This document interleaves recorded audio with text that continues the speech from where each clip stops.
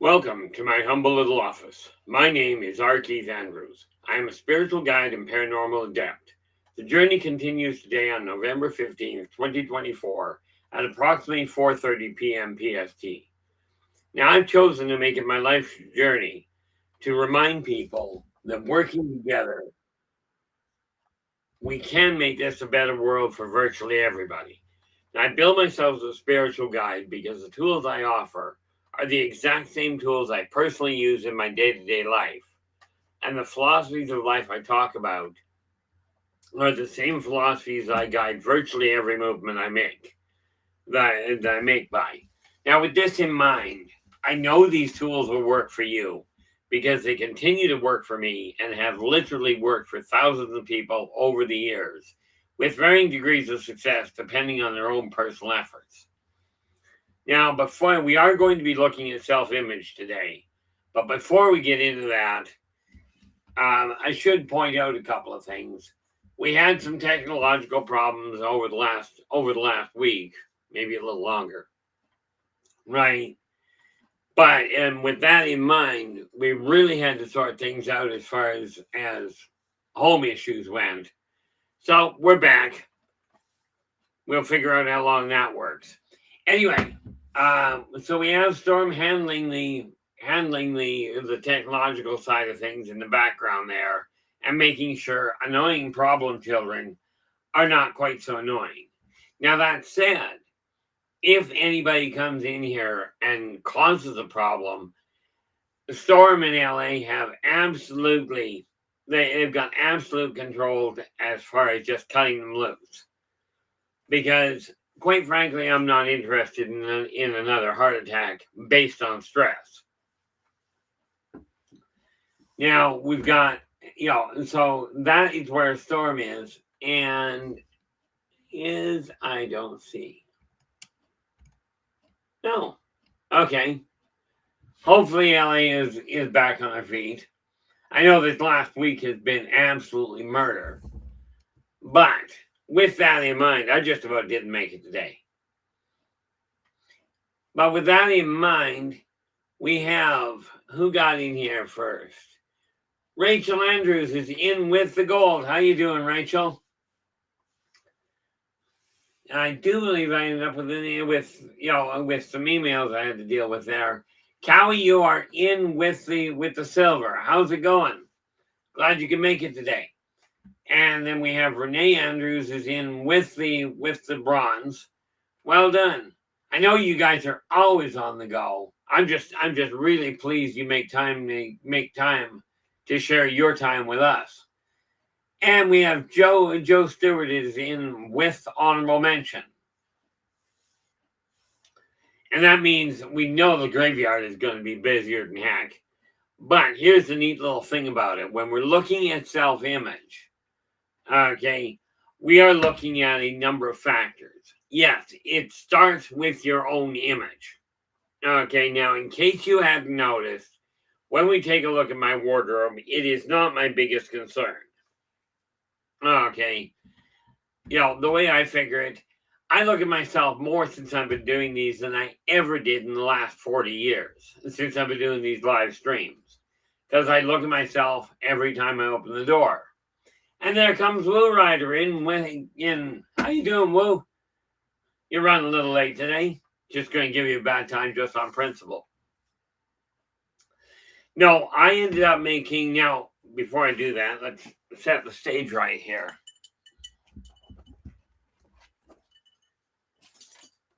Okay, this little book. Now, any of the books that I do share, that I do talk about here, if I've written them, they are available at the link at the top of the stream called Buy Me a Coffee, which is buymeacoffee.com/Inner Voice J. Now, when I built this canvas and when I wrote this book, Jeremiah Wollstrand, okay, is the primary protagonist. That character I actually built myself for Dungeons and for an Aftermath campaign for live role playing. But here's the thing: when I built him, every time you build a character, okay, if you're used to role playing at all, anytime you build a character, part of you goes into it. Now, there is a staggering amount of my own personality. Bear in mind one little detail. I'm a pacifist. Jeremiah is a lot of things. Pacifist isn't one of them. But when I first built his character, and when I first built the character here, okay, I took a lot of my past and certain aspects. When I put the character together, I told the game master, I says, look, and my character is going to operate simply. And that is, I didn't choose for this world to collapse. But dang it, I'm going to have the best of the best. Now, in my world, in this world, okay, I live in a three-bedroom apartment. For me, this is great. No stairs, no elevators, and no yard work. I've got just about 1,000 square feet of home, and I've got three and my two boys living with me. Okay, with this in mind, I'm only paying a staggering $1,000 a month. Well, $1,100 a month. Okay, the average in this city, in Kelowna where I am, seems to be about $3,500. I've been here for 10 years.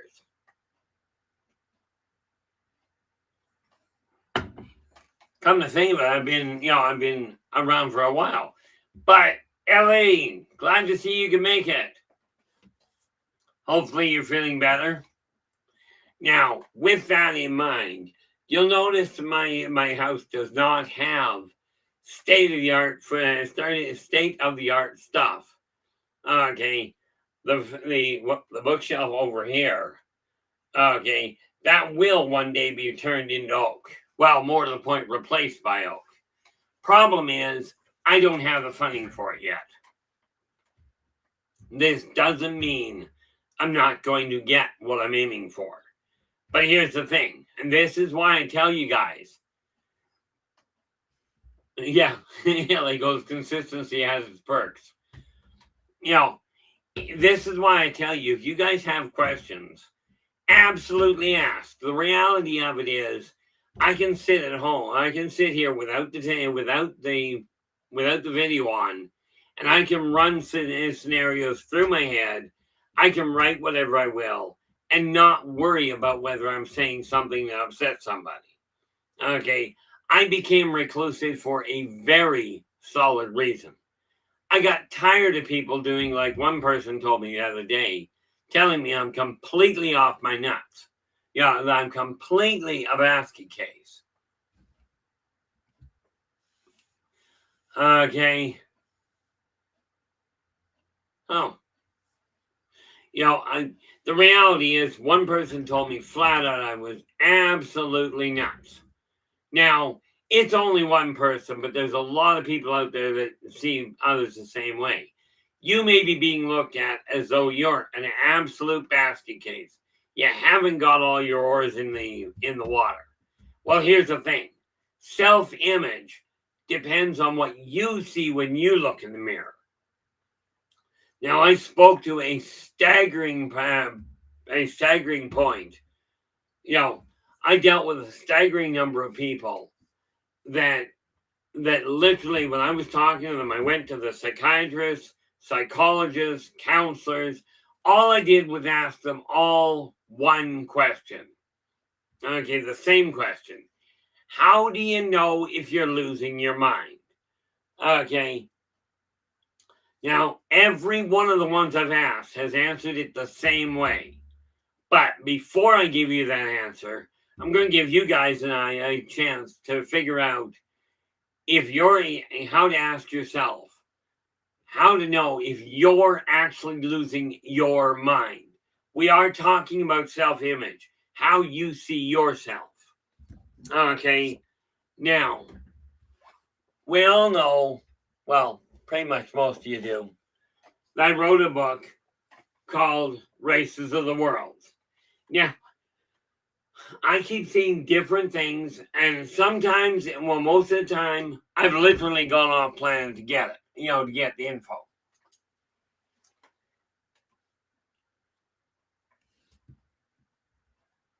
Uh-oh.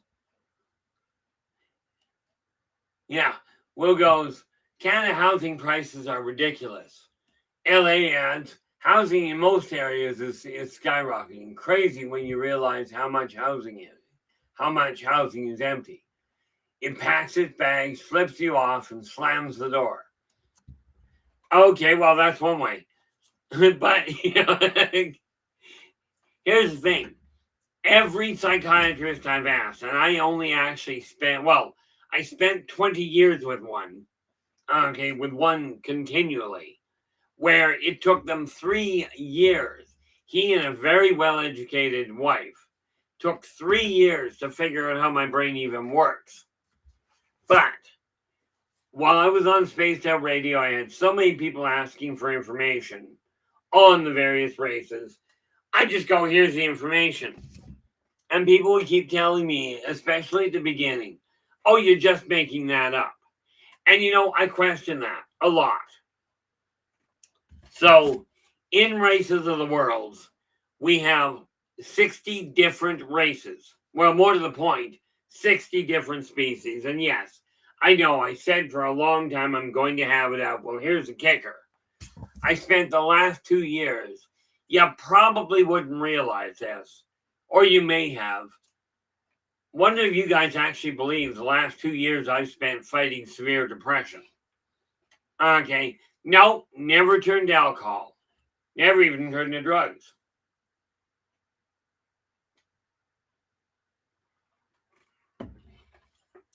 But when I asked the psychiatrist, how do you know, are you losing your mind?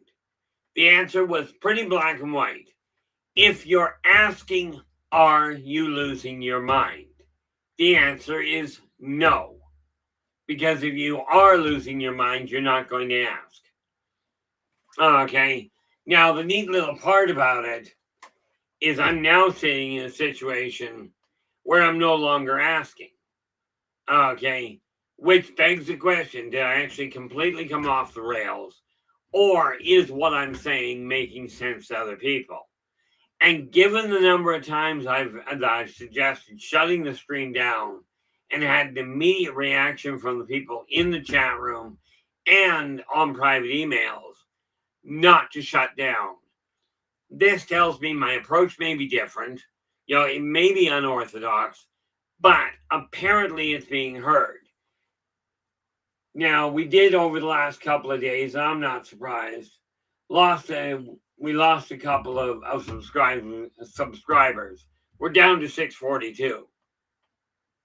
But when Storm showed me how to look into the back of it, and it looks like we're getting 50, 60 viewers a day, which is pocket change, considering the fact we are looking at literally billions of people that sit there twiddling their thumbs and whining and complaining that the world is a wreck. And when is God going to come and fix it? When is the government going to come forth and give us full disclosure and tell us the truth? Well, can anybody pick 1 year that the government anytime, and I don't mean in the last 20 years, I mean since civilization began, was there a time when the government was actually honest? When they came forth and said, here's the reality of what's going on.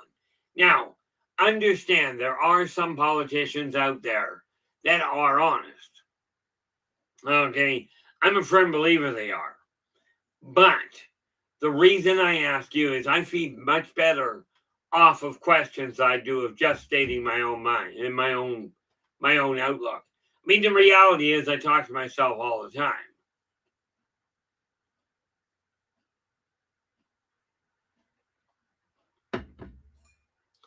But when you look in the mirror, ask yourself this. First and foremost, are you content with the way you're treating other people? Are you happy with what you're telling other people, with what you're saying to them? And if you're not, what are you doing about it? Okay. Now, I did pull together, not that one. I have these 3 books. Each one is a staggering $20 Canadian in your hand. Pretty much anywhere in the world, but let's be realistic. If you live in the middle of the Amazon jungle or the Sahara Desert, we're not sending you mail. Of course, the odds are you're also not hearing us. But these are literally the backbone tools that I personally use.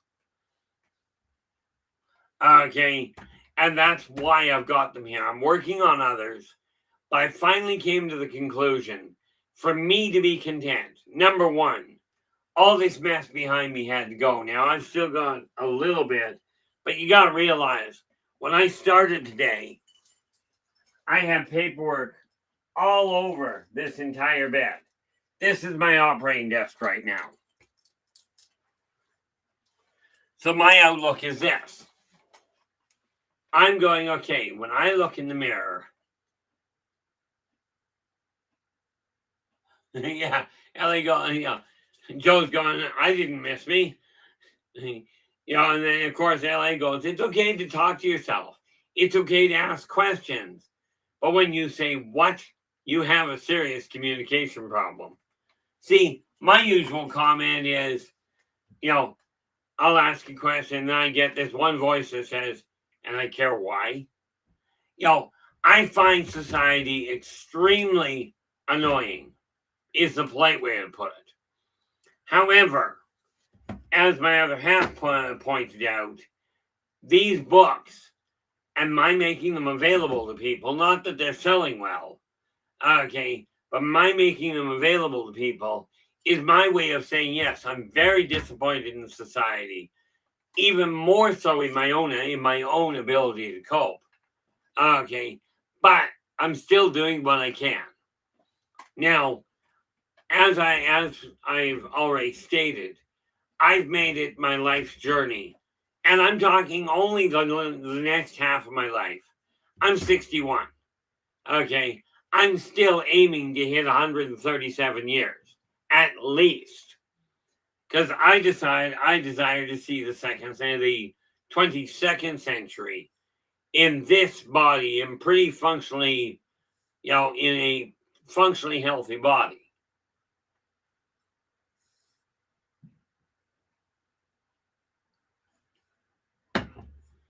So I look in the mirror and go, okay, now you've seen me let my beard grow. Okay, that's just because, quite frankly, I can't be bothered. However, my other half does prefer the beard gone. So, and like I told her, I'm keeping the sideburns because I like them. For me, they are just part of me. Okay, the beard, that's because I'm frankly a little on the lazy side in certain things. Of course, I got told, if you're writing 34 books concurrently, the odds are you're not actually lazy. Now, when did I get into the office this morning? I got into the office by 5 o'clock this morning, and I've been in here working ever since. So I'm going on 12 hours in the office. Now, I finally admitted to myself, I'm probably a bit of a workaholic. Okay.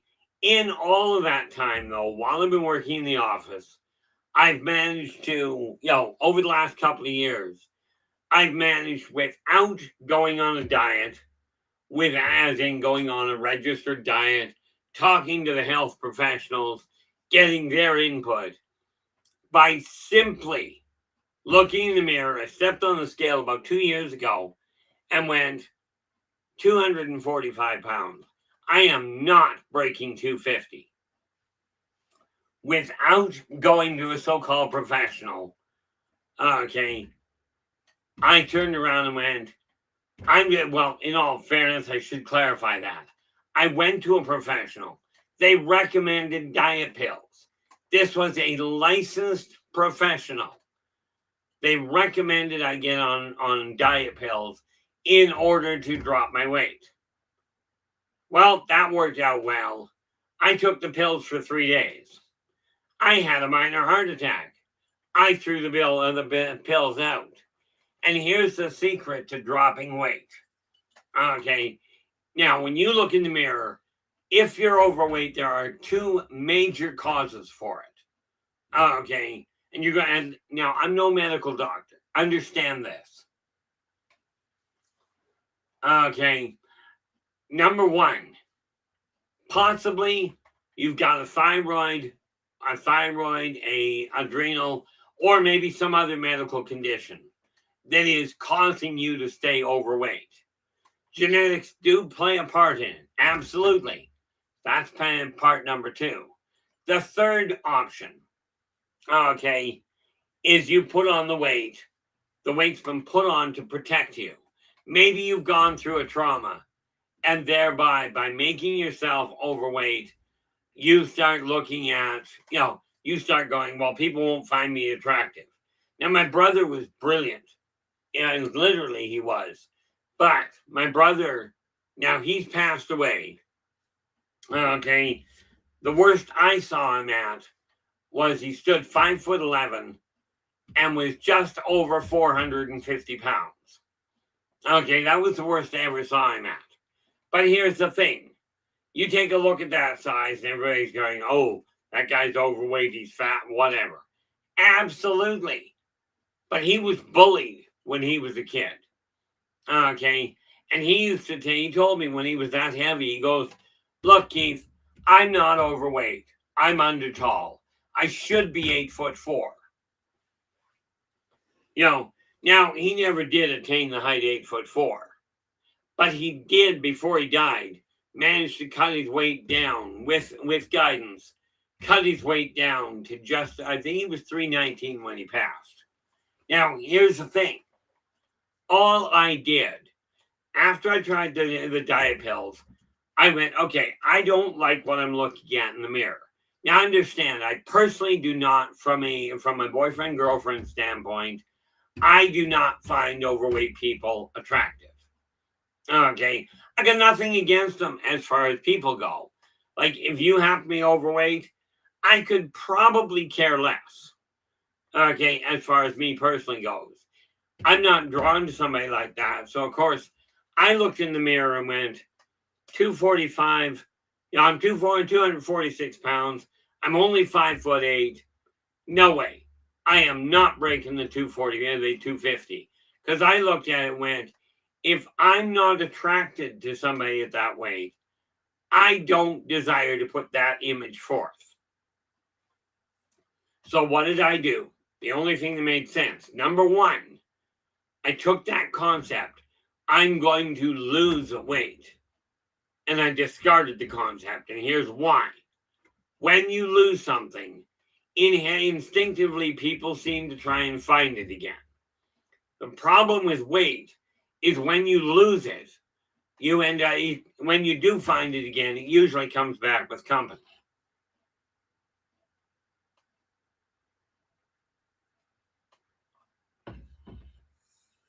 So that was the first thing I did. It's a matter of linguistic observation. If you say you're going to lose it, you set yourself up. Okay, what I did was I went, I'm dropping the excess weight. Now, yes, it has taken me 2 years to drop. I am now comfortably at around the one. I'm just above the 190. It fluctuates a little, and I am working on getting it down lower. This is the basis, the basics of self-image. The physical body is the easiest thing to see. Okay, this is why most of the time I try and keep my hair combed. Of course, again, I don't have to deal with it. If I'm not looking at the camera, what difference does it make? And no, I don't go, oh, I've got to get my hair all straight because, I'm looking at a camera and I've got to look special for everybody. No, I frankly don't. I got to be me. It was absolutely, I was appalled. Okay, I did a live video for somebody's documentary. Now, to me, if you do a live video, okay, if you're contributing, I can get paid for it, by the way. Okay. But I did a live interview.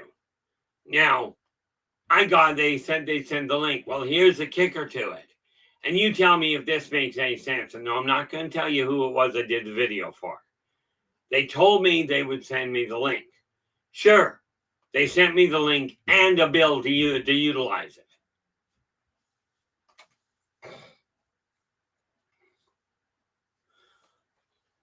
Oh, there we go. And LA's just going, the dietitians tell me losing 2 pounds a month is dropping weight safely.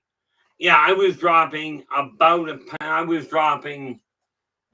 that, I guess.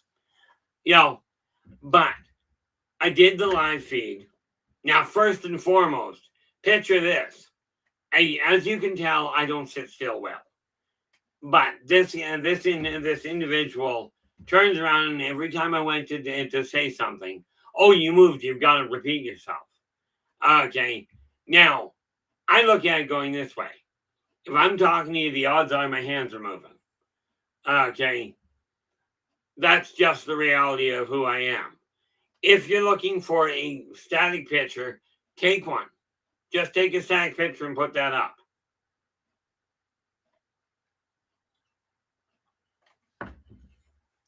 But the thing that set me off with it was when they sent the link. They sent the link where you can purchase the link. Now, maybe I'm not materialistic enough in this world.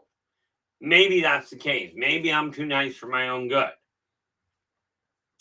So I looked in the mirror and I went, okay, number one, I'm not content with the way I was looking with that weight. So I modified that. Now, I was going to upgrade my whole wardrobe. Okay. But due to other problems I ran into, the money hasn't been there. I've literally barely got a roof over my head. Okay. It's just that simple. Right now, we are on the 16th of the month. I don't have rent in the bank for next month. Okay. And yet, because of the number of people, and this is why I said maybe I'm too generous for my own good, the number of people I've tried to help over the years, I am owed in excess of $100,000. And yet I'm barely keeping a roof over my own head. Now, if somebody can tell me a logical reason for that to be going on, be my guest.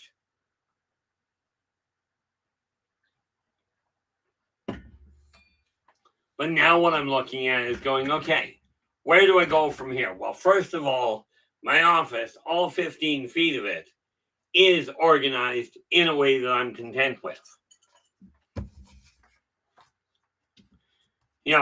So now what I'm doing is making certain it stays that way. Yes, I've got my books up on top here. So I've got a lot of projects on the go. Where are we here?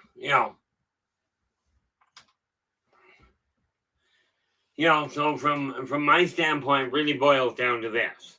When you're looking in the mirror, number one, take a look at your image, at the way you physically look. Are you content with the way your clothes are, with the style of clothes? Not are they up to stuff as far as the rest of society is concerned. Okay, just are you content with it? In my case, I figure it this way.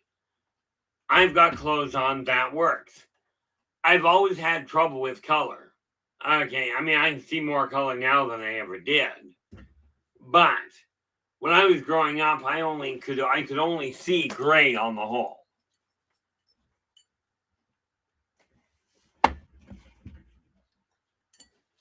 So, the first thing you look at is, do you feel like if you run into somebody, are you content with the way you look? Not are you dressed in the most modern fashions. Okay, but are you presentable? Point in fact, if you see somebody else dressed like you, okay, are you going to find it Are you going to find disapproval in it? I watched a guy walk down the street one day, and I kid you not, he had a 2-foot spike.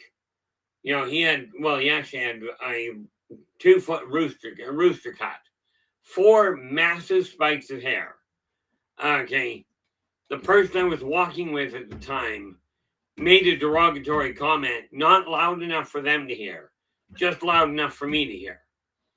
And I looked at the person, I says, tell me, does the fact that that person's wearing hair that high, is it the fact that they've got the courage to wear it that way, or the fact that you don't that bothers you the most? Okay, it's like I've told people, especially my other half. Look, I don't wear pink. I don't wear dresses. Other than that, you want me to, and that includes kilts, by the way. Other than that, if you don't, if you desire me in something else, pick it out. And right now, one of the people I just went and picked up new pants through, she, because I was looking at shirts as well, she goes, well, actually, some pink shades are good. Salmon looks good. I looked at it and I said, I don't really care. It may well look good. I'm not wearing it. And that's just where that discussion ended. It's a question of looking in the mirror and going, number one, am I content with the way I look? Am I content with the way my hair lays? Am I content with the color of my glasses? Now, I'm lucky. When I was growing up, if I held my glasses right there, I couldn't actually see them. But you start with that. Then you look at the layout of your house. And I'm talking not the layout, but the contents of it. Are you content with the stuff you've got? Okay. Now, I used to be a phenomenal pack rat. I've removed a lot of the stuff I had that I no longer require. If you're not content with the way your house looks, feels, and here's a couple of kickers for you. Okay. First, if you're not content with it, it's up to you to change it. God's not going to come down and change it. The politicians aren't going to come in and tidy up your house. The owners of the major media moguls aren't about to come into your house and do your dishes. Sorry, guys, it's up to you. Now, absolutely, pray to whatever god or goddess you choose to. Absolutely.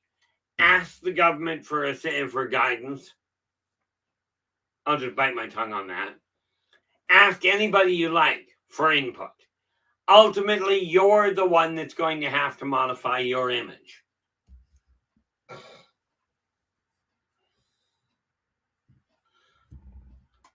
Joe's going, I'm content with the fact that I wear glasses to write my dream journal. In dream journal number 4. You got to have only 5 or 6 pages left in that there, Joe. And Rachel's like, having comfortable clothes is my priority. Absolutely. Now, here's the thing. You pick what you're comfortable with. Now, a couple of things to point out. These are just indicators of where you may be having trouble. Okay. If you're not sleeping well, absolutely, number one, check your intake. Check what you're eating. If you're overeating, you may not settle because your stomach's trying to balance itself. If you're diabetic, watch your sugar levels. Okay. Drinking a lot of caffeine, if it affects you, may be an issue. And if you're going, oh, caffeine doesn't affect me, maybe you don't recognize it. Okay. It might be an idea, if you're not sleeping well, to cut back on your caffeine and see if that helps. Now, I'm lucky. If I want a sleeping pill, I grab one of those 5-hour energy drinks, out like a light. Yes, I know, it said energy. My system's backwards.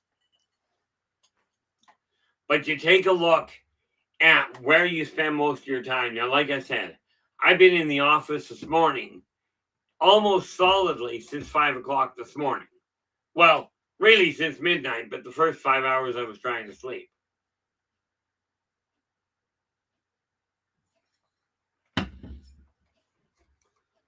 So you take a look at it and go, what am I not content with? So I'm getting rid of a lot of things, okay, to get the clutter out, because that's the other thing that will absolutely destroy energy levels. Don't take my word for it, okay? Just do your own check and do your own check, okay? If your room is cluttered, you're not likely to sleep well. And the reason for that is because energy flows through your house. If your house is cluttered, the energy won't flow properly. You're likely to sleep less effectively. You're likely to find yourself a little more anxious. And again, if you don't believe that's the problem, that's okay. All I'm suggesting is if you don't have another answer, clear the clutter, organize the place. You'll likely find you sleep better. Okay, now we're talking about just the self-image on the outside for the moment. We are going to get to it before the end of the show. We are going to get to the point of, we are going to get to the point of showing you what the mind will do to itself. Okay, and again, I am no psychologist, psychiatrist. I've never been trained in the medical. Okay, I just happen to have this lifetime, 61 years of watching people. And if we take a look at my past lives, well, the number gets pretty extensive.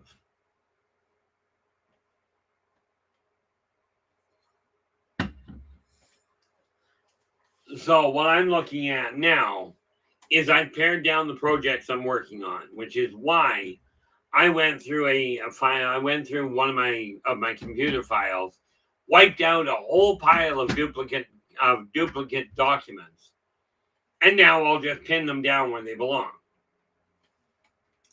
But self-image boils down to when you look in the mirror, when you look at the way you're feeling, are you content? Or are you struggling to get out of bed to face the day? Okay, some of that's going to be the way your house looks. In my case, I'm not too terribly unhappy with the house anymore. People, that's another issue altogether. But let me ask you this. When you think in terms of bloodline family, friends, strangers, relatives, or your social circle. Yeah, LA goes drinking cafe latte and I feel much less stressed. Yeah, we got to get to a couple of those things. But when you look at the various different types of people, including coworkers and and employers, who is the individuals that take a look at you and talk to you? Which ones have the biggest impact in all likelihood when they say they're going to do something? If they don't, okay, which people cause the biggest problem for you? Now, I will tell you, from a communication standpoint, I've told people consistently for years, I'm not going to lie to you to make you feel better. Okay. And I'm not the most polite, I'm not the most diplomatically correct individual. Okay. I literally have to bite my tongue a lot. And this is one of the reasons why, when I'm talking about things I look at, this is one of the reasons why I've looked at seriously shutting the stream down. Because I use words that are very blunt. Okay. And to me, they're very descriptive. They're very straightforward. They're just based on reality. Okay. But so many people and so many social media factions go, oh, you can't say that word because it's going to hurt somebody's feeling. Okay. My mom years ago when the whole spanking issue came out as a big deal. My older brother broke away from mom and ran between two cars. Now, this would have been 50 years ago. Okay, 50, I'm 60, about 55 years ago. He'd have been about 4 or 5 years old. Well, she caught him by the arm, hauled him back because he ran between two cars heading for busy traffic. Now, which is going to work better? Oh dear, you shouldn't run away. Don't run into traffic. Or do what my mom did. She grabbed him by the arm, pulled him back onto the sidewalk, smacked him once across the backside, and told him, you don't ever run out in traffic. Right? You never run out between cars. Now, there was a gentleman at the time, and we're talking 50 years ago. Okay. A gentleman at the time looked at her and goes, you can't spank your kid. That's abuse. And my mom looks at him and goes, he'll remember the smack on his backside a whole lot longer than he's going to remember being run over by a car. We throw these words around to protect people's feelings. Dead people don't have a whole lot of feelings in the corporeal world. Okay. And this is why, I'm sure I'm going to get some sort of flack. Oh, you can't say that word. Because I know that A word is more offensive to most people than the one that's spelled AS, and guess what the third letter is, and it's not K.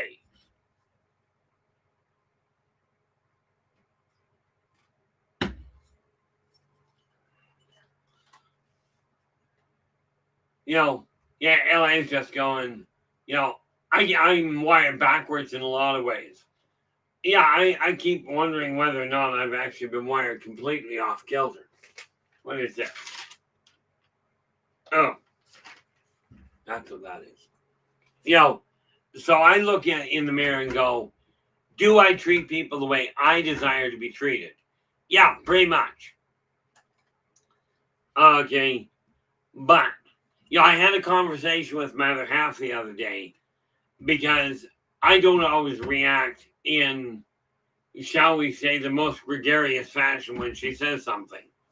But it's like I told her. Okay. With her, I don't. Because I swore I would not lie to her to make her feel better. So she gets to see the downside of me a lot of the time. I'm not known for having, some people tell me I've got a sense of humor. I'm like, really? I don't see it. But, like I told her, it's her work that makes the little things other people do actually stand out, make an impact. If you're my age, there was a game out called what was it called? Break the Back. Okay. It was this funny little game that you kept hanging things on this donkey. Okay. And once you got too much weight on it, it would kick. And whoever made it kick lost. Well, it was not that one gold panning pan that they put on it. It was the culmination of all of it together. And like I told my other half, like I told her, it's all the little things she's doing in the first place that makes those little things other people do finally push it over the edge to make it work. Okay, to make the impact. I got told probably 25 years ago that I have such a rein on the way I do things. I literally chew gum in a controlled fashion. And I'm like, okay. So yeah, maybe, and probably do, maybe I've got a bit of a control streak. And this is why I tell you, if somebody comes in here, Storm watches the people coming in from out of the system and looks at them and going, okay, you're coming in under a different name, but I know who you are. So I'm not letting you have this problem. Okay. For me, I take things too personally. Okay, I tend to bottle things way too much, and net result cause myself problems.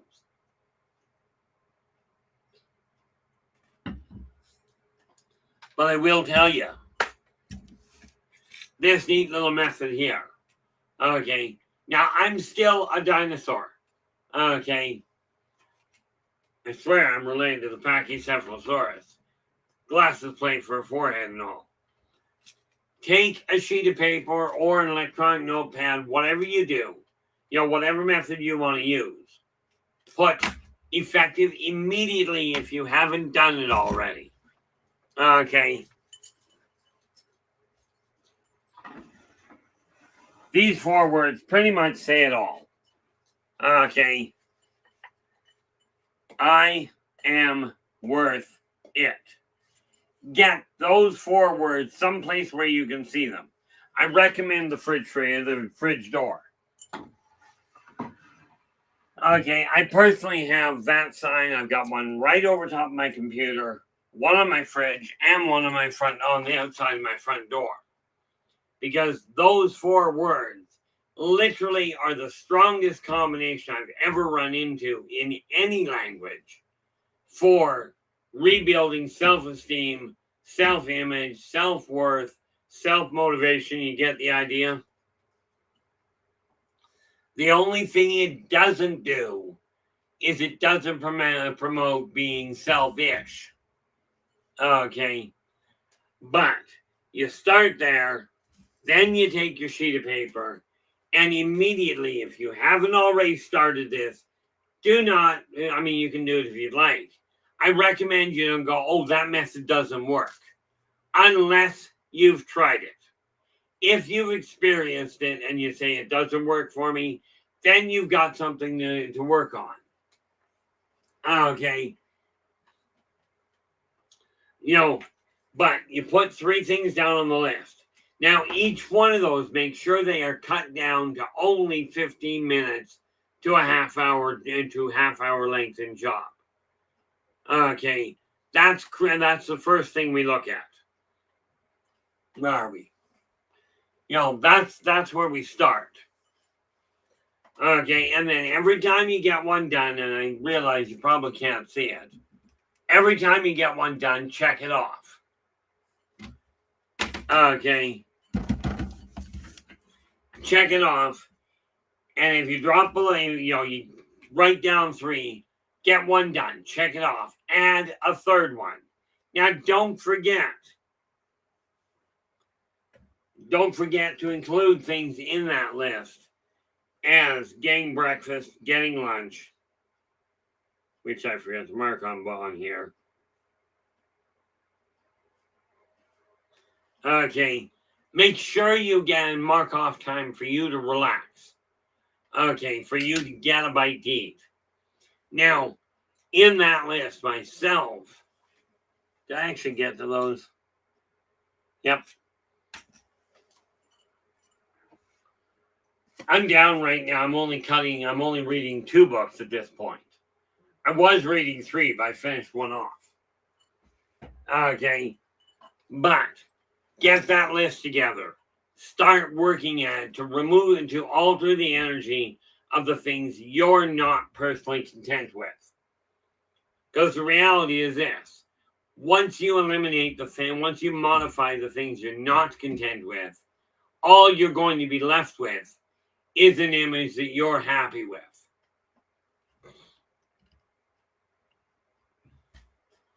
Now, one of the biggest things that we have to look at, okay, is when you're aiming at altering your image, ask yourself this. Are you happier with the way you are looking at the world now than you were before? Or are you happier with the image that you're presenting? I.e., when I go out, I do my best not to wear clothes that have holes in them. I don't like them. I don't mind if other people wear them. Okay, they're not me. Okay, even my other half, I do not worry about whether or not there's holes in her clothing. Okay, from my standpoint, it boils down to my image of me. And just like when you get dressed in whatever outfit you like, okay, understand something very important. You undoubtedly don't like people making negative comments about what you're dressed with. Okay. That being said, if you don't like people making negative comments about you, don't make them about other people.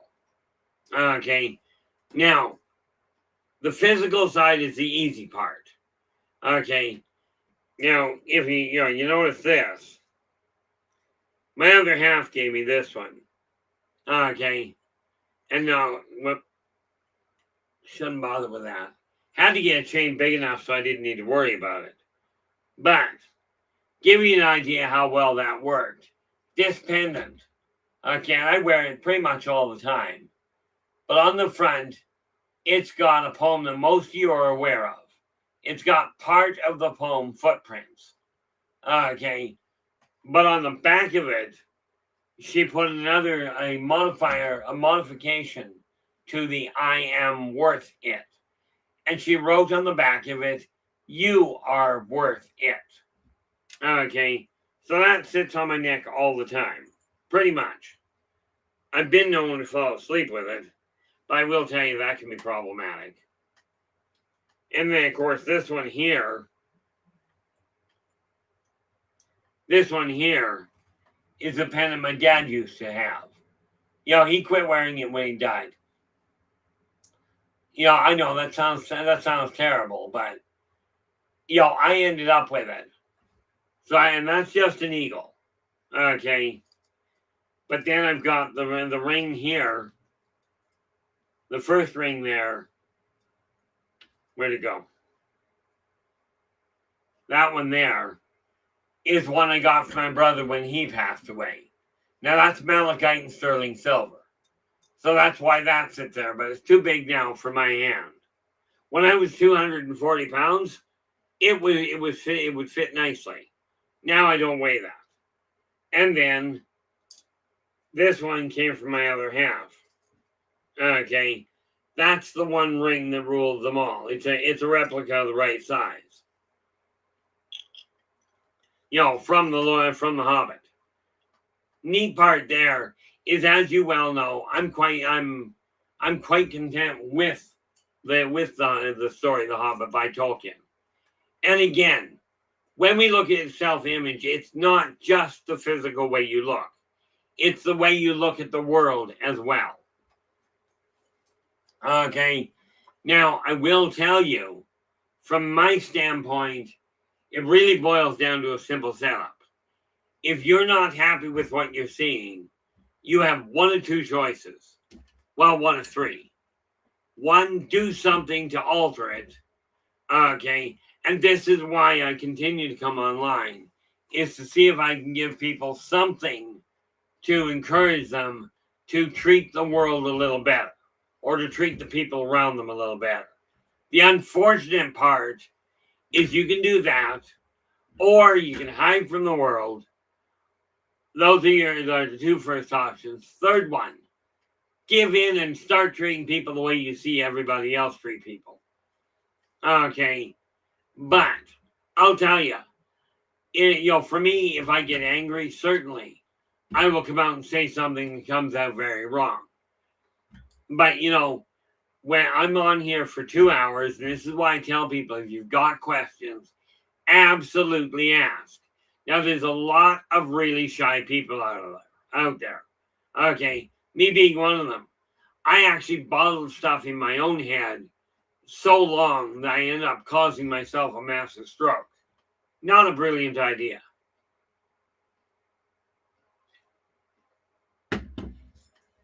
But this is why I say I keep an eye on the comments in the chat room, because of the fact I work much better by interacting with people than I do by just babbling off on my own mouth. I talk to myself all the time, and I constantly am asking, what is going on? Why can I not find a way to fit into this? Well, I've almost come to a conclusion where I'm going, do I actually have to? And actually, with my other half brought it up to me. She goes, Keith, why are you so adamant that you fit in this world? You never have in any of your past lifetimes. Why start now? I've asked myself that a lot. So here's what I ended up doing.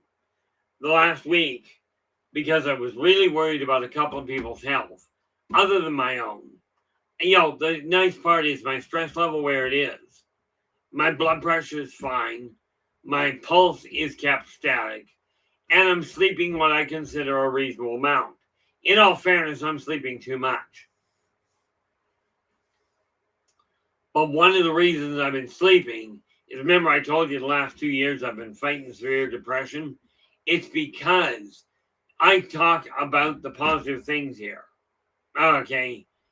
And the reality of it is we got 8 billion people out there seemingly intent on being miserable or on blaming somebody else for it. When is the government going to tell us the truth? Now, I don't know. Look back in your own history books. I've looked through a few of them and I remember a lot more of them. I don't recall when a governing body was, on the whole, honest. Okay, there have been exceptions, and the system is set up right for it to work. But let me ask you this. Now, I've mentioned it multiple times.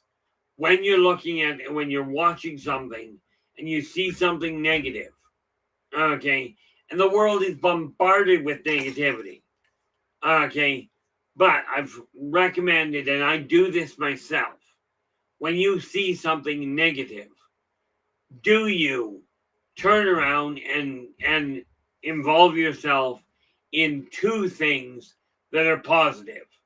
Okay. In other words, a 2-to-1 split. If you're listening to more things, listening to, watching, or experiencing more positive things than you are negative ones, then frankly, you're going to be in better shape. Okay. But most people get caught up in the, oh, look, there's a house on fire. Let's stare at it. Or worse, like when we had the fire, when we had the massive citywide fire here a few years back in 2003. 20 years ago, our city Kelowna only had 100,000 people living in it. Okay. And we evacuated 33,000 people from their homes. Okay. Now, I don't know about you, but to me, this said there was a problem. And yet we had so many idiots, and yes, I will use the term, so many people that would take their boats out and get real close to the shores, right, forcing the helicopters to have to fly further out into the lake to get the water to try and put the fire out. Okay, but so many people jam right up in front of a building fire or an earthquake or some sort of disaster, and they literally do it to stand there, watch, and take pictures without either getting out of the way so the workers can do their job, or they'll turn around and they'll sit there and just block the area. Now, when I look at self-image, okay, the way you behave, the way you look, that's in your hands. Now, I will look at people that have tattoos and go, yeah, and comment if I think they're well done. It's like I will comment on them. But will I get a tattoo myself? No, not going to happen. But that's because I don't desire one.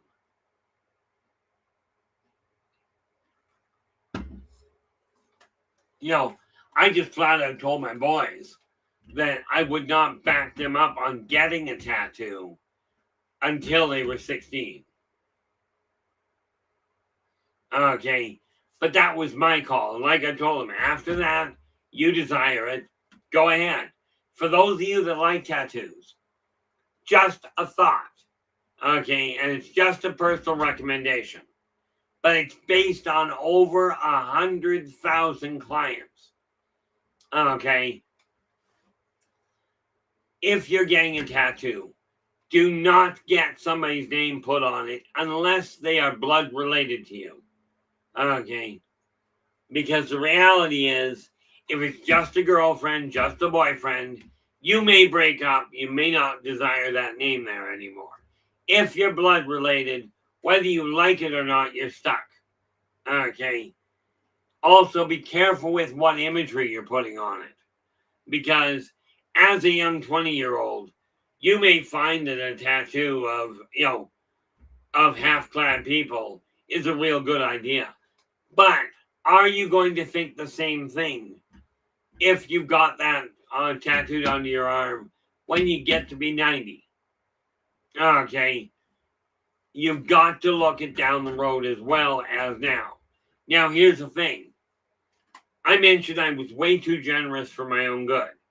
And I was. Okay. Because here I am at 60 years old. I could have, if I'd have done, not if I knew then what I know now. I did know then. I just didn't care. Okay. Had I paid attention to what my money was doing, frankly, I'd be a millionaire right now. Because I knew how to do it. Now I'm fighting to survive. Okay. Still trying to figure out how to market. But one thing I have figured out about marketing, if I don't start posting stuff, nobody's going to know it's out there.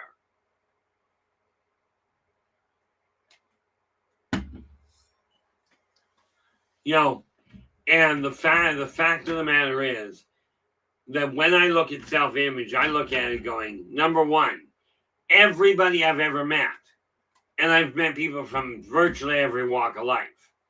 Okay. Now, granted, let's be clear, that I'm aware of, I've never dealt with cartels. Okay, I've never dealt with the mafia. But I have dealt with bullies. I've dealt with philanthropists. I am one, it turns out.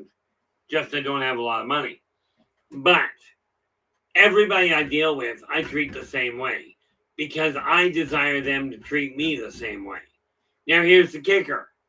Everyone I know desires to be treated with respect, desires to have a roof over their head, have stable food,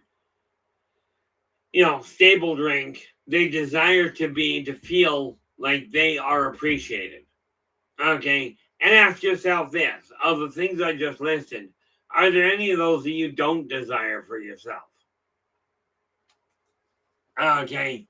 When we're talking about self-image, you literally have to become the change you're looking to see. This is just the reality of it. When you think about it, be the change you desire to see. That being said, don't sit on your bed, don't sit on the couch going, oh God, please change the world. Okay. I'm a firm believer. Okay. I am a firm believer that we have the ability to change this world for the better for virtually everybody. Okay. But it's not going to come by wishful thinking.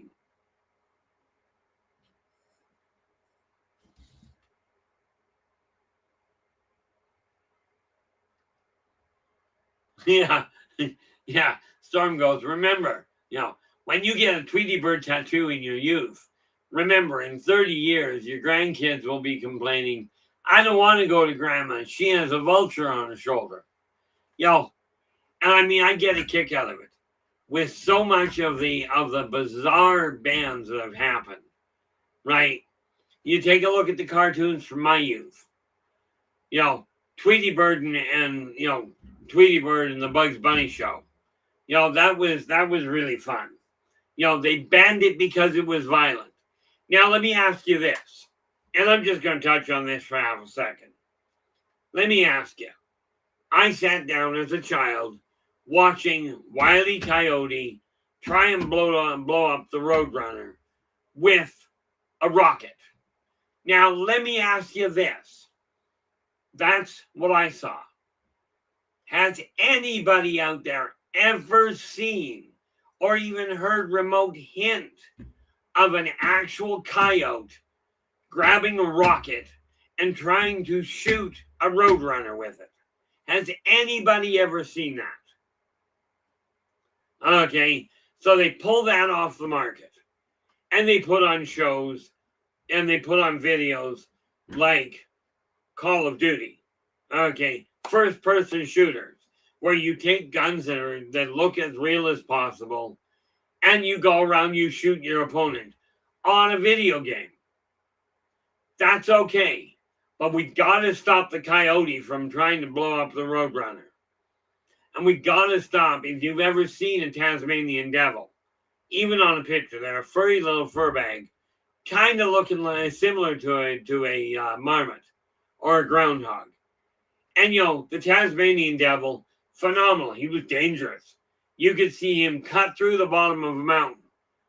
Anybody ever see or even hear of one Tasmanian devil buzzing through an entire mountain range to drop it?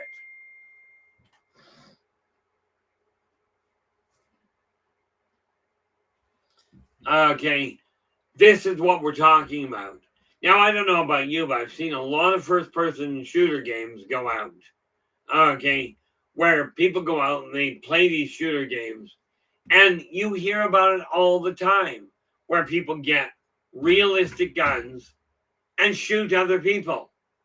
And yet this seems to be acceptable. Now, maybe I'm speaking out of turn. Probably am. And Lord knows I'm expecting with just thinking about it. I've said two things on stream that I shouldn't have said. Okay. And yet they were perfectly honest. But the odds are I'll get a letter from YouTube saying you can't say things like that. Why not? Nobody complained. Well, actually, I did call a woman blonde one day. And because I referred to her as being blonde, I got told I was being racist. I looked at the person and went, well, is she blonde? Well, yeah, she is. So how does my calling her blonde make me a racist? Okay, when I look at image, I go, okay, am I content with what I'm wearing? Okay, like I do. I don't know if you've noticed it, but most of the time, because I come from a time when this was normal. Most of the time, I do tuck my shirt in, into my pants. The fact of the matter is, I feel comfortable with them that way. I don't worry about whether other people tuck their pants in. They're not me.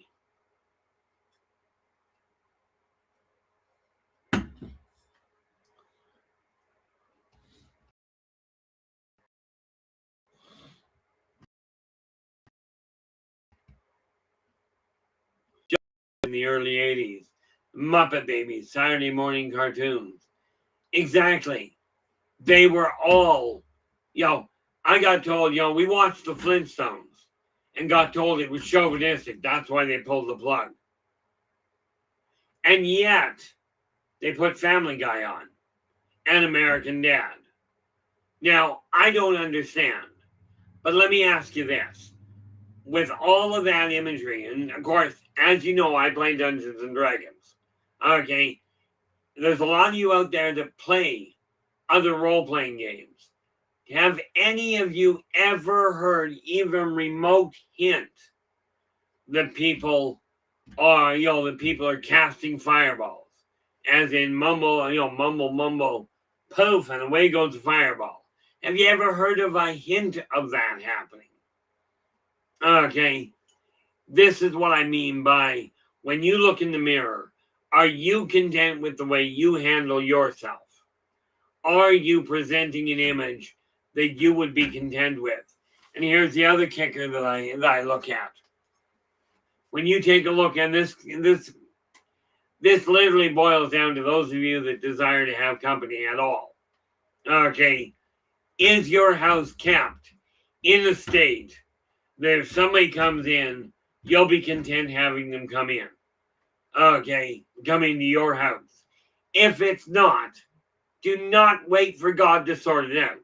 Don't wait for any of the major moguls or the massive minds that are out there or the government. Don't wait for them to come in and clean your house. Okay, do it yourself, if at all possible. If not, see what you can do about hiring somebody to come in and do it for you.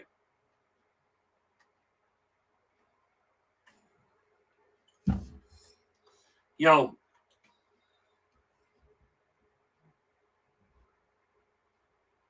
yeah, that Ellie goes, most people aren't familiar with the discipline or self-work where they could cast that spell. No, but I do know one chap, and some of you may know of him. I'm not going to give you his name anyway, but I know of one chap that literally can take his hand, put it above the water, and create just by concentration, holding his hand still, he can create a shockwave across the surface of the water. Okay, that is quantifiable, that is able to be seen by other people. Okay, and can be measured on energetic levels. Now, that's 1 in 8 billion. Think about that. And as near as I understand, as far as D&D goes anyway, as far as Dungeons and Dragons goes, we're looking at millions of players. Okay. But you take a look in the mirror, ask yourself, are you content with what you're seeing? You know, like I look in the mirror and going, okay, I now, and by the way, I don't go into this much, but my other half is now scheduled to come up to see me up here in Canada in 2 weeks now. Okay, so I will go before she gets here. I will go and get my hair cut again because she prefers it a little shorter. So I'm looking at that going, how am I going to make this happen? Well, that's pretty cut and dried. But it doesn't change the fact that finances are about as tight for me as they can get. We're still making it work. And I'll be danged if I'm going to give up. It's come close on occasion. Not as far as she goes.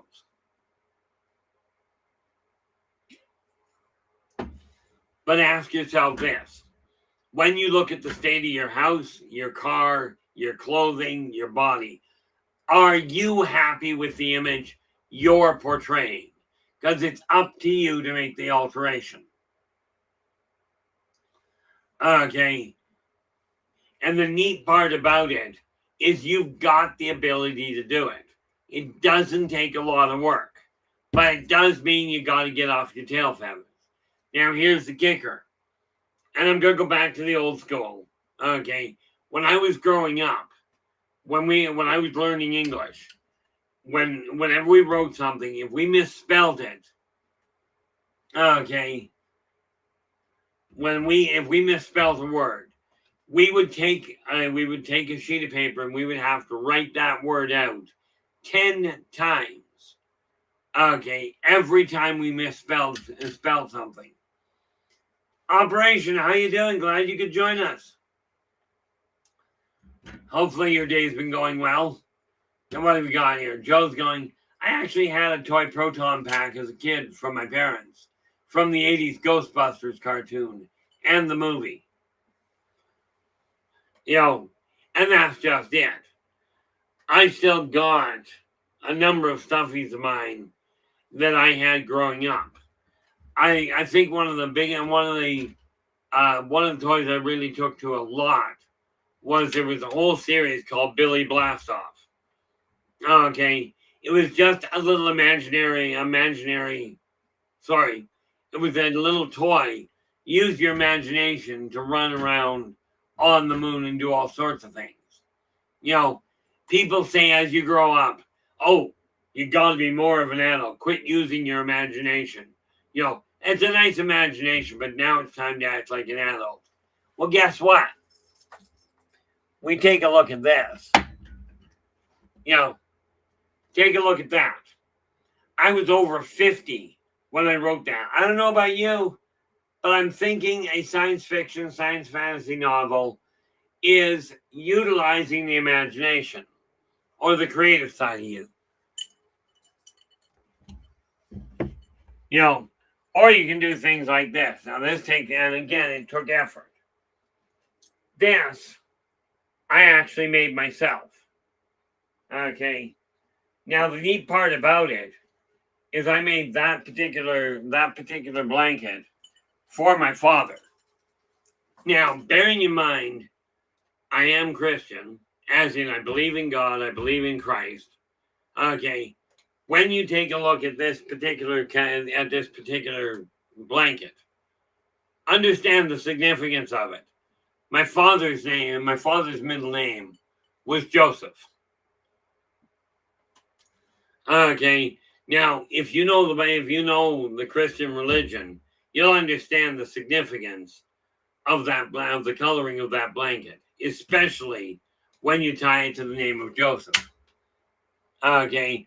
Now, all I'm doing in this world at this time is trying to help people see that you can turn this world around.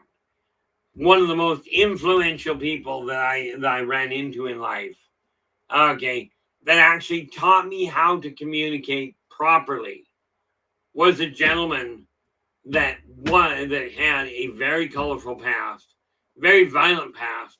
He's the one that taught me how to communicate. Okay. So, the fact that somebody's got a shadowed past or a bit of a problem, okay, does not mean they are inherently a bad person. Okay. I learned more about how to treat people decently from this ex-biker. Actually, I don't think I can call him an ex-biker.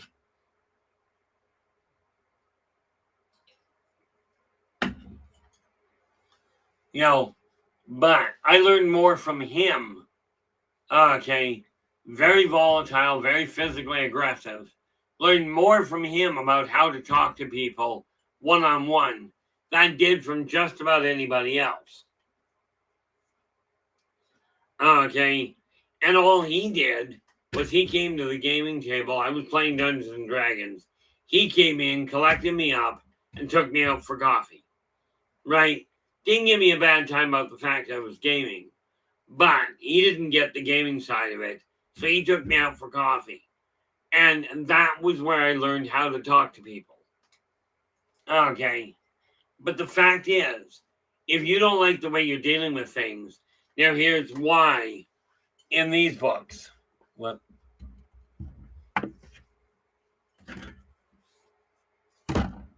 This is why in Believe in Yourself and Follow Your Dreams, the first thing I tell you, you desire to change your image, put a smile on your face. If you don't feel like smiling, smile anyway. Yes, it may feel a little plastic. It may feel forced. Probably is forced. Wouldn't bet on being plastic. Okay? Put the smile on your face. If you really can't find it in you to smile, paint the thing on it. Okay? It will help make things feel better. Don't take my word for it. Give it a shot. Okay? And this is why I say it's not a question of taking my word for it. Yeah, LA is just adding here. She goes, people may never remember what you say, but they will remember how you made them feel. Absolutely. And there were so many times when simply smiling and saying hi to somebody has brought them back from the edge of just totally giving up on life. Okay. I mean, it's a sad state of affairs. But, I'm sitting here looking at it, and the amount of time I've spent just on the edge of being homeless. Okay. The sad part is the amount of stress you go through sitting that close to the edge for that long, you're in absolute serious trouble. Because I will tell you, the longer you remain stressed out over something, especially when it's something that there is a clear-cut cure for.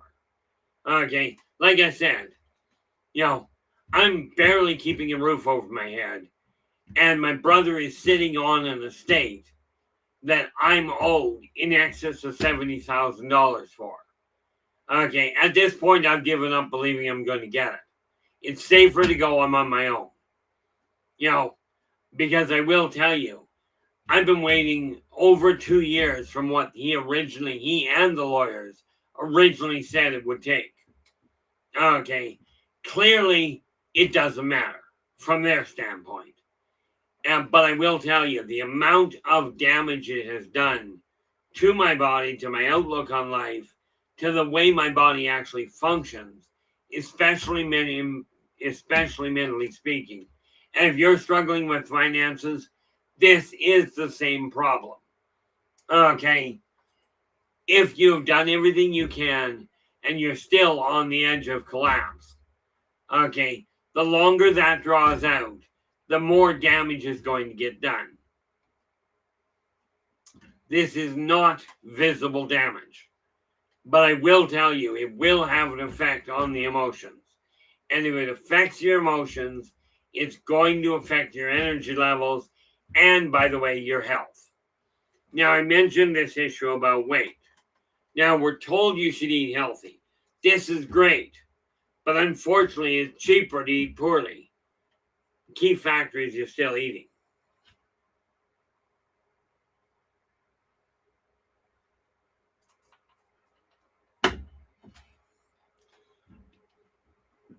And the neat part about it from my end. Oh, absolutely, LA. And this is something that we are going to have to deal with.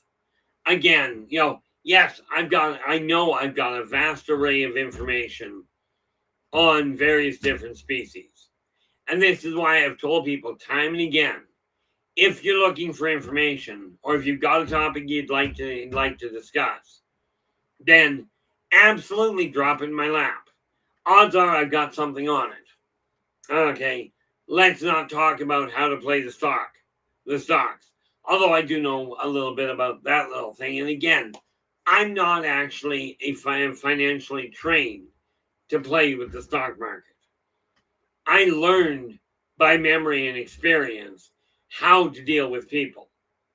And of course, needless to say, much as I am quite willing to come on somebody else's show, okay, I did come to the conclusion, if somebody wants me to come on another documentary or another show, there's one proviso. Don't ask me to sit still. Don't ask me you have to stay still unless there's a real technological problem with it. Part of my aversion to increased finances literally came from when I was living in another home 40 years ago. I was still living with mom and dad, right? And our next door neighbor, beautiful young couple, really, really happily married, absolutely did everything together until they won $10 million. It might have been 20. From what I gather, it might have been 20 million. But they won the jackpot. Okay. When they won it, within a month, they were in the middle of a divorce. Based on money. Now, the biggest mistake where it comes to money that couples make is they don't sit down together and go, okay, what are we working with? And what can we do with it? The fact is, LA is right. Way too many marriages are damaged by financial worries or disagreements on them. The other big one is fidelity. Now, I was lucky. My marriage didn't collapse because of either one of those. It collapsed. I pulled the plug on it because of a very blatant issue. But it wasn't finance or fidelity that caused it. That's just the sad reality of it. Now, when we are looking at the reality of life, when you take a look at your image, are you treating your other half, your friends, your coworkers, any of the servers that you deal with, are you treating them the way you desire to be treated? When they're talking, do you let them talk? Do you listen to what they're saying? Or do you cut them off and constantly interrupt them? Now, I will tell you, I suffer from that myself, where I'll be telling somebody will ask me a question, I'll tell them an answer, and I'll go to tell answer. They'll cut me off and carry on their own thing. I've now reached a point where if somebody asks me a question, I'll give you an answer. But if you cut me off, the odds are I won't bother going back to it. Okay. Now, it's a slightly different setup here. Because let's face it, I control how fast I read what's coming in. But in person, I've now come to the point where if I get cut off, I just clam up. Doesn't matter how important what I had to say was. I'm just no longer interested in fighting about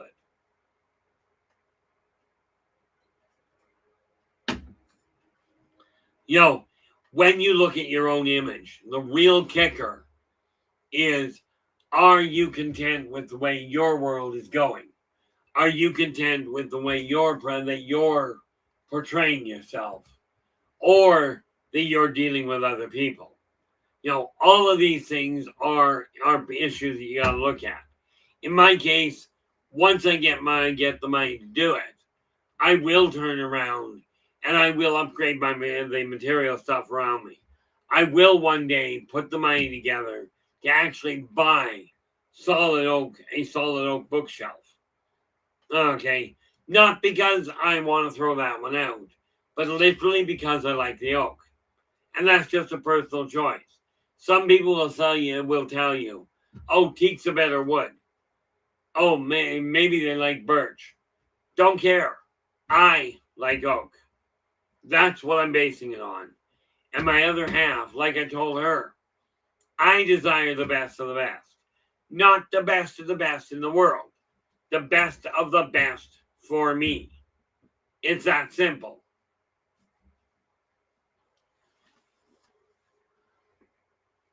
One of the things we got to keep looking at, with the way this world is are you actually working towards your own goals, or are you literally trying to make everybody else happy?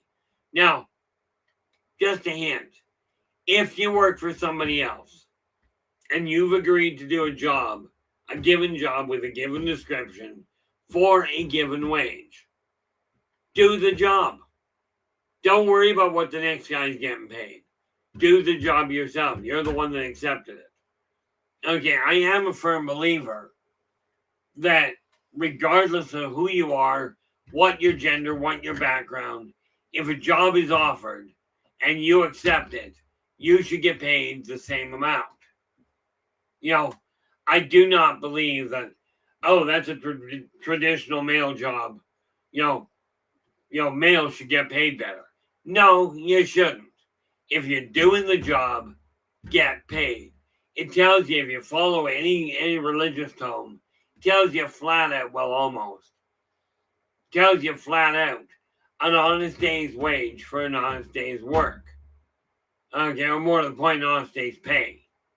Okay, it doesn't say, show up for work, stick your finger in the air for 3 out of 4 hours, and then we'll give you $80,000. Okay, that ain't the way it works.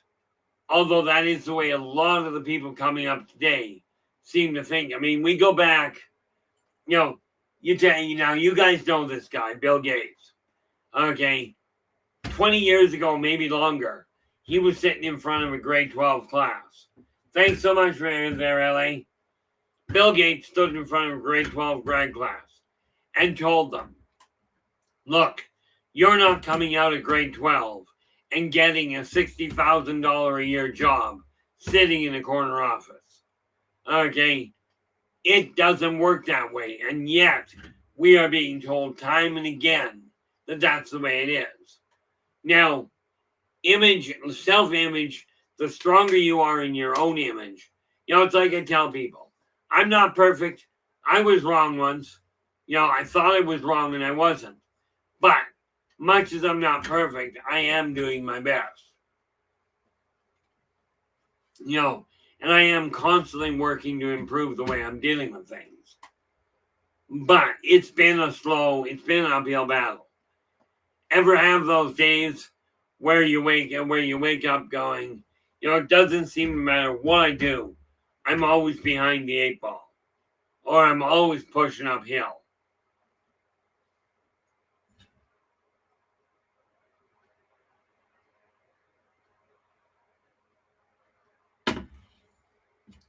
The reality is that we have to look at our own image first. In my case, I look at the way my mind works and I'm going, no, it really doesn't fit with the way other people do. This much is clear. But I'm not about to become a lying bully, which unfortunately I see this extremely frequently. I'm not about to start becoming a lying bully in order to make and to fit into this world. Way too many people I see, and no, I'm certainly not going to be pointing fingers. I will tell you this. I'm probably going to get in trouble for saying, there are way too many deceptive, lying, greedy bullies out there. Understand, I am a firm believer that 90 to 95% of the population are decent people. Okay. Unfortunately, most of those decent people bite their tongue and don't say anything. I heard it put one day that I actually, more to the point, saw it written one day that the only thing that evil people require to do evil things is for good people to do and say nothing. Okay. If somebody's being a bully, okay, not saying anything gives them permission to do so. Okay. I mean, I remember sitting in a pub one day, listening to this massive man just screaming at this petite little woman. Okay, about how he forced her to. She was why he was drinking. It was her fault he was drinking. And I mean, she was only half his size. And like I told him, I cut him off. I finally got fed up. I said, look, I said, excuse me, are you actually trying to tell everybody in the bar that this young lass is actually physically holding you down and pouring alcohol in your mouth? Right. I said, and I looked at her eye and said, no offense intended. And turned back to him. I says, she may be the most annoying person you've ever met, but is she actually the one holding you down and pouring alcohol in your mouth? Okay. And he goes, well, no. He said, that'd be stupid. I said, so he's blaming her. You may be having a bad day. My sympathies for what they're worth. Not really, but you may be having a bad day. But quit pointing the finger and blaming somebody else. I was at an elementary school one day waiting for my kid. Now, this would be 15 years ago now. But I watched these two kids. I watched these two kids. They were running. I figured the younger one they were just goofing because the older one was chasing after him. But when the kid fell down, right, the older one starts smacking on him. And the little guy is going, help, help, stop. Nobody moved a muscle. Everybody sat there. They all had kids sitting there. Kids were doing their own things. None of the parents said a word. Okay. I'm standing there and I finally got fed up with it. And I stepped up. I looked at the kid. I says, I didn't lay a hand on him. I just stopped. And of course, my voice doesn't carry. So I barked at the kid. I said, that's enough. Get up and leave him alone. Well, the older kid got up and backed off. The little guy got on and goes to get to his feet. He's pretty badly shaken. He stands up and he looks at me. He goes, "It's okay. It's just my brother." I looked at him and I said, "He's just your brother?" I looked at him and I said, "What kind of an idiotic, self-centered parent would let that kind of abuse happen, that kind of bullying happen to their own kids?" Well, what I didn't know was not 5 feet from the fight, the mother was sitting there. Okay. Boy, did she give me a dirty look when she got up. You know, but that's all it boils down to. I have this image of the world. I remember a lifetime when we had no war, no famine, there was no greed. It was peaceful. Now, I don't know who this person is, but LA Moon is going, Eli Wiesel, a Holocaust survivor and activist. Okay. I don't personally know who Eli Wiesel was, but that, quite honestly, from my standpoint, makes sense. But all that we have to do is keep our mouth shut, and the bad things in this world will continue to happen. Okay, it just doesn't make sense with a lot of the way things are. But it is up to you to straighten your neighborhood out, not up to, let's start with the first part. It's up to you to straighten your outfit out. If you're content with what you're seeing, leave it alone. Okay. I do strongly recommend in Western society that you wear clothing. Oh, okay. LA goes, "That's the guy I'm quoting."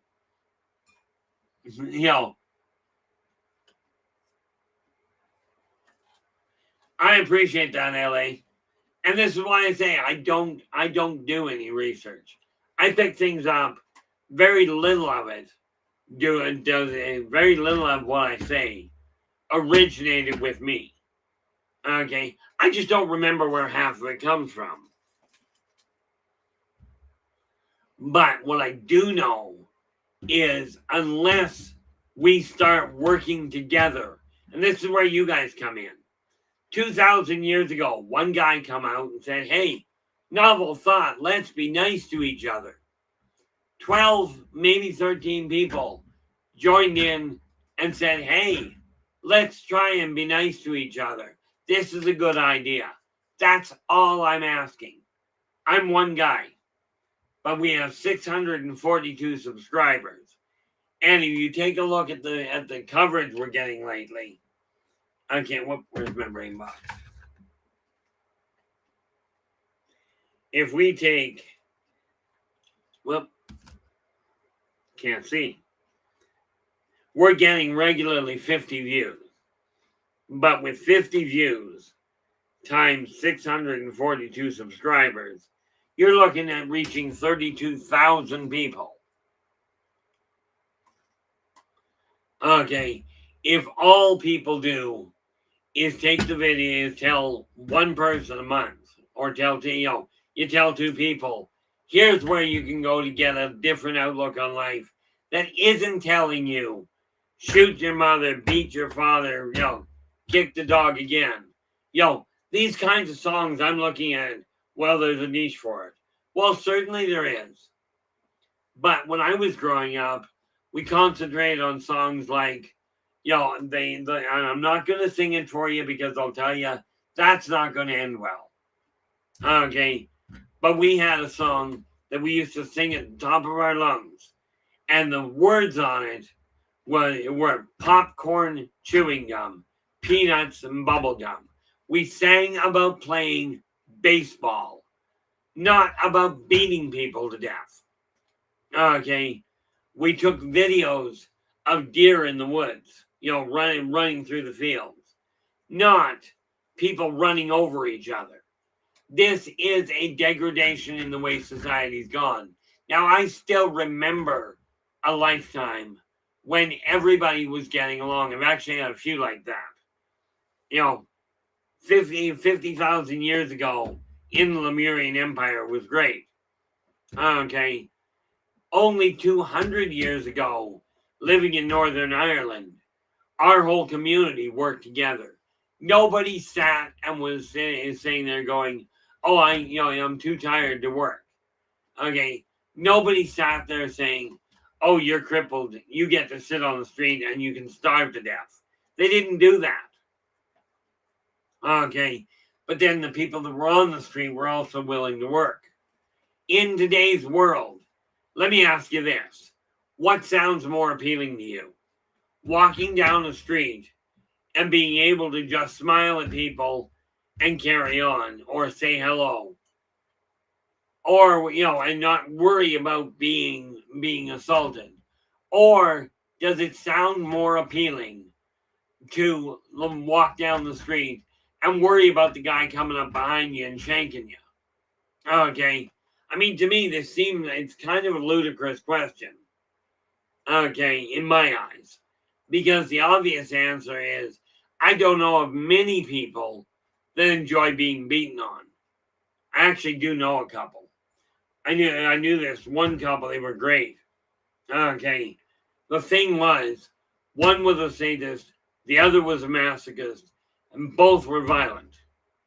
Okay. They were also married. And the thing there was they had to renovate their house regularly because they keep putting each other through the walls.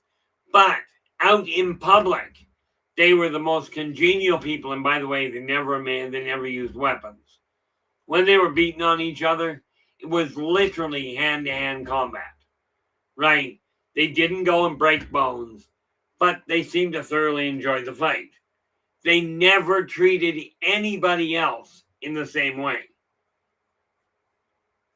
As a matter of fact, I watched both of these people counsel people in high-stress situations at home on how to get along, which leads me to believe that this couple, married, they were beautifully set for each other.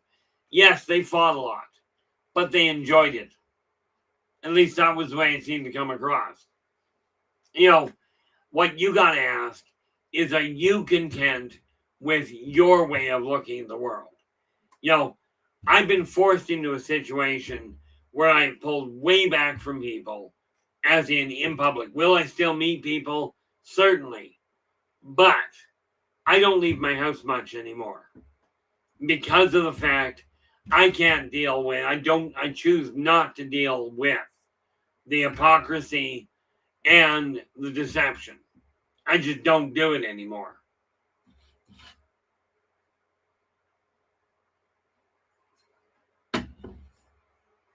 Because from my standpoint, why bother? It doesn't make any sense to me at all.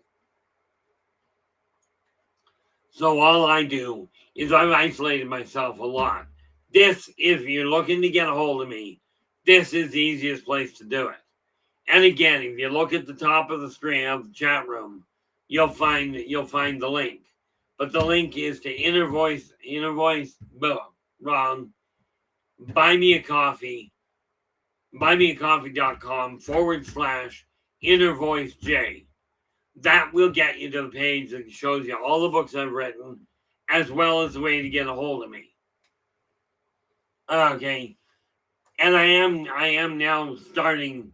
I just tracked down, and this is just a heads up, I've got to go through it, but I just tracked down one of the books. I got to get an ISBN number for it, but I'm just about ready to start putting books onto the format to buy the soft gun, to buy the online copy. PDF, there we go. Already got it worked out as to what it's going to cost and where to get it. It's just a question of actually getting the stuff in place.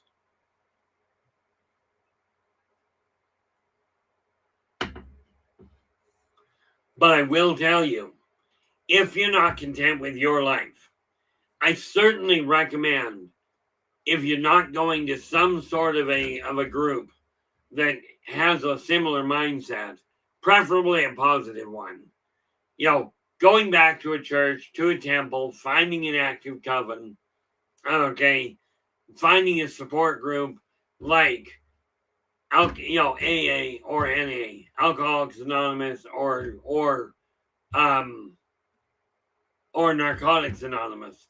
Those two groups, I've talked to people who have come out of them and consistently found good results. Okay, but even if it's just a group of people that you get together with, a group of friends, where you can sit, spend some quality time, and share your own belief structure. Okay, I strongly recommend, if you haven't got somebody to talk to, find somebody. Okay, and yes, this whole idea of going to church and going into confession does actually help people feel better. It really does. Now, I won't set foot in a church. Okay. I know there's a lot of people that told me, you ever set foot in church, you're going to burst into flames. That would be, I'm very tempted to check that out just on principle. Walk into the church. Oh, we haven't seen you here before. I'm glad you made it. Yeah, I'm a little how do you like the place? I'm a little disappointed. I was told I'd burst into flames and it didn't happen. I'm very tempted to do that just because I'm curious. I remember walking down the street one day. I was walking with a buddy of mine. I said, hang on half a sec. I took off, went into a gas station. Now, we were walking. I just walked into the gas station, up to the counter, looked at the girl, and I made a comment to her. She looked at me absolutely confused, and I just smiled and said, yep. Came back up to my buddy. He goes, what was that all about? I said, oh, I just walked into the gas station, walked up to the cashier. I says, can I confuse you? She goes, what? I says, yep. And turned around and walked off. The reality is it doesn't take much to put a smile on somebody's face. And especially in any industry, in any part of life where people are having a rough day, just giving them a smile may be all it takes to take them out of that absolute downhill spiral. But it's up to you guys to do it. I can only do it so much. And of course, the fact, because of the way society has evolved, I have now found it's better for my stress level to hide from the world and use this buffer as virtually the only method I use.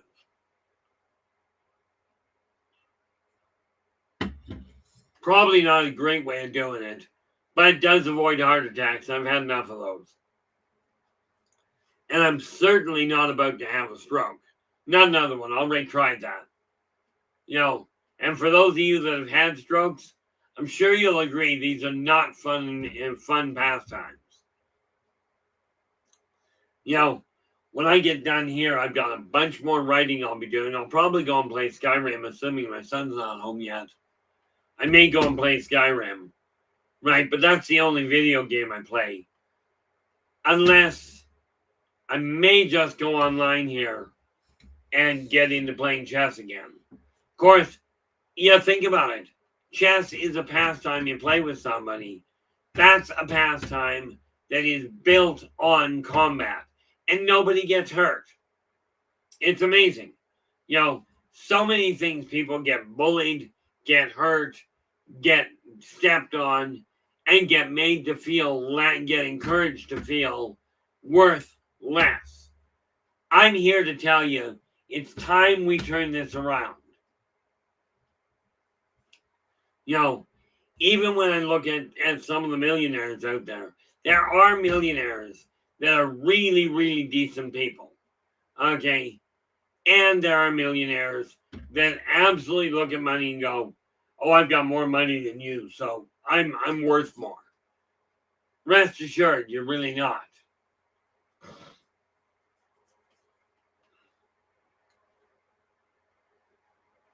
Yeah. Yeah, Storm goes, Yeah, strokes have absolutely nothing to recommend them. You know, I will tell you, having a heart attack, they're no fun. They're painful as all get out. But they are a showstopper and they will get attention.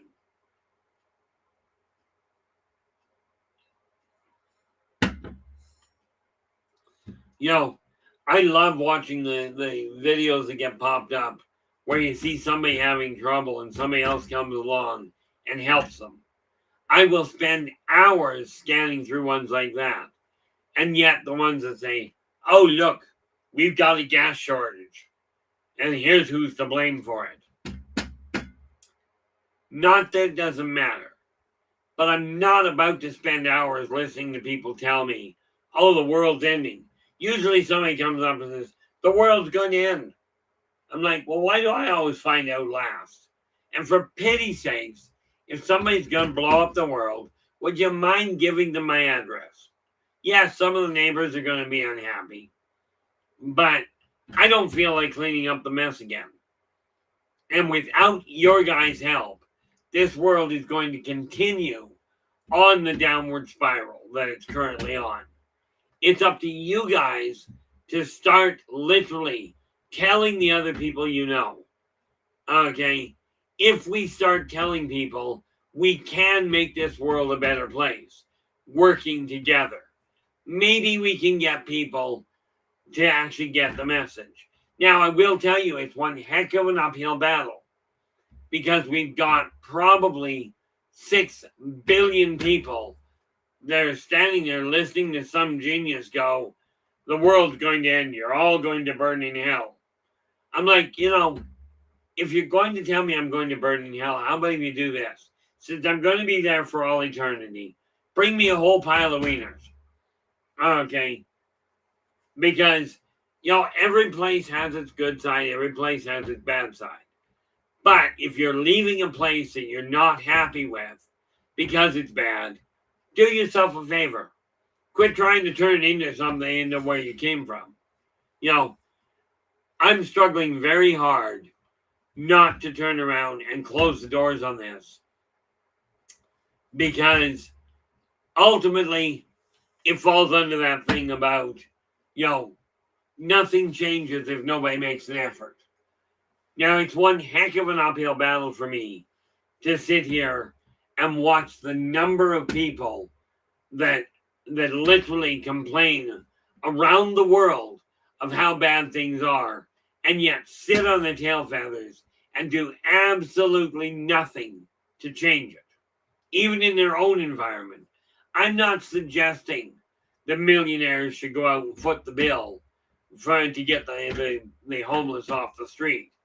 I will directly tell you that the religious communities that are claiming to take care of the poor and the homeless should get off the tail feathers and start making it happen.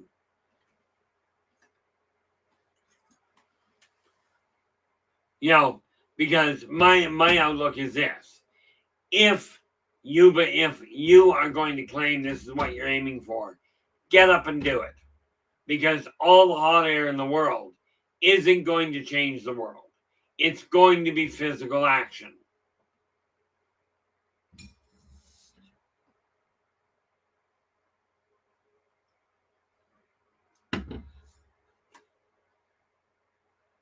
I get a kick out of this, Woo. Woo's just asking, can you all feel the energy from the full Beaver's moon tonight? When I was growing up, and even though I work with astrology, I still look at the full moon and leave it as the full moon. Okay? But the reason I don't bother with the beaver moon, the blue moon, the super moon, it's the same reason I don't worry about, are you white, brown, yellow, black, maybe green, well, even green. I've seen green, I've even seen yellow skin. I look at it and go, you're all the same people. Different colors, different shapes. Okay. Summer, winter, fall and spring, that's not the right order. All of those seasons have their good points. All of them have their bad points. It's like when people talk about the weather, I'm like, well, I was talking to a senior one day and he goes, it's a good thing we have weather. I looked at him and I said, well, aside from the obvious, what's your take on it? He said, well, think about it. If it weren't for the weather, 90% of people wouldn't talk to each other, which is ultimately correct. Now, I'm sure I've got a list. Let me see if I've got it. Today is, I don't have it.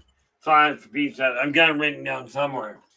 But it is time for us to really start pulling together and making things happen.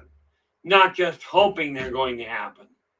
Because I'll tell you, hope, it's a wonderful thing and she was a wonderful lady. But unless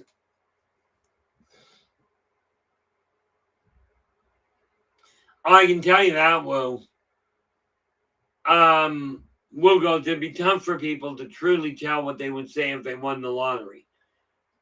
A statistic the government pulled together. Within 3 years of people winning the lottery, most of them are in worse shape than they were beforehand. Oh, there you go. Now there's a nice way to purify water. The neat part about it is, water itself is a cleanser. Okay. Myself, I end up charging it using my own energy or using energy I pull in. But I've been doing that my whole life. But I'm just looking at the clock here. And that said, I'm down to like 3 minutes by my computer. It's got to be somewhere close to that. But I do want to say thank you so very much for sharing your time with us today. Really appreciate it. Really appreciate it. And absolutely, I will be back again tomorrow, assuming I don't die or tech doesn't bugger off. But I will be back again tomorrow, 4:30 p.m. PST. Until then,